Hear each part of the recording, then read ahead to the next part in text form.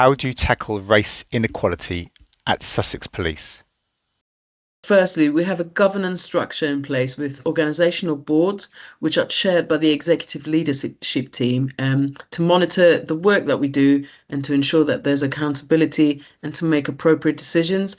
We constantly analyze and discuss disproportionality in areas of policing to either explain it or try to reform it or both. Our Deputy Chief Constable chairs a regular meeting which is called Sprints. Sprints is a regular meeting that we have, which was put in place due to the police race action plan, and it gives officers and staff across the organisation the opportunity to come to the meeting with an idea and put it to the table for discussion. Leaders across Sussex gather ideas from internal and external sources. They discuss them in this meeting, and we choose what we think might have a really meaningful impact. The Deputy Chief Constable then will make the decision to unblock any barriers and make it very clear to everybody that he's behind the idea. We've engaged with our corporate development department and our analysts and created systems so that we can monitor and report on impact. So we continuously look at our data and consider different solutions from training to policy and to practice changes. So that's the way we do things in Sussex. What have you done to enable your allies to become active? It's really important to empower everyone in a position of influence, and our executive leadership team delivers key messages regularly with a commitment to change. An example of this is the anti-racist statement that was launched by our Chief Constable in Sussex, Jill Shiner, and it was done at the start of last year. The statement shows our commitment to being an anti-racist force because it is the right thing to do. And it's there for us to improve trust and confidence in our communities.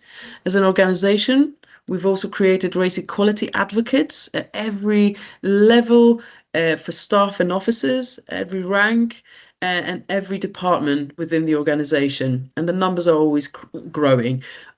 Race equality advocates represent in meetings. They are the voice of the global majority. They support in interviews, whether those are for internal moves or for promotions, or for external candidates coming into the organization.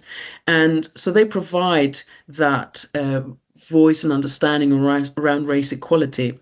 And the growing number of race equality advocates enables them to support each other and with confidence challenge their own peers in what is a majority white organisation, allied organisation, as you say. Our senior leadership team run a book club for senior officers to provide real understanding on a personal level of their own privilege and what impact it has on their professional ability and their decision making.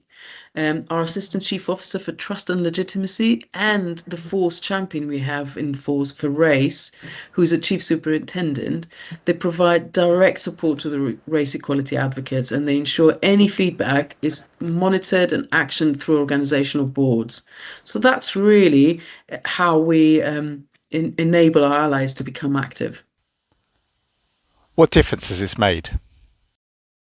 As an organisation, literally, we're having more conversations now about race and disproportionality. Where in the past, when we used to do something called "Let's Talk About Race" conversations. People used to find those difficult, in case they said the wrong thing. Now, having had those over the last few years, they find it easier to have those conversations, and they are more regular now than ever before. We're able to challenge ourselves more. People have more confidence to challenge microaggressions. We have a process in place to deal with conduct as a police force, and we help individuals to reflect and learn in those situations. We've seen a rise in our internal reporting, which is only a positive because it means that we are challenging attitudes and people do learn from it. Our race equality advocates are increasing in force, like I said, and we've seen many different initiatives being implemented within different departments. For our promotion process, we've told everyone that they need to show what they have done to implement the police race action plan and show really meaningful change. And finally, other partner organisations who work alongside us are now becoming aware of our intention, and that's really important because we all need to work together to achieve change. What would be your top tips to organisations who are struggling to activate their allies? Identify all of those who want to go on the journey with you, including those who want to improve their own prospects. Keep the communication going, deliver ongoing key messaging of your commitment and what you expect from your employees until it becomes business as usual. Offer people specific actions they can take to make it easier for them. Give your global majority employees a voice in meetings. Use data to represent the information. Allow open conversations about possible solutions because people are going to want to do that and then act on them. Use books, use external speakers, use global majority professionals to talk to you. This will give you understanding and learning from lived experience. And ultimately, just engage your staff for ideas and keep trying things. If something doesn't work, try something else and never give up trying.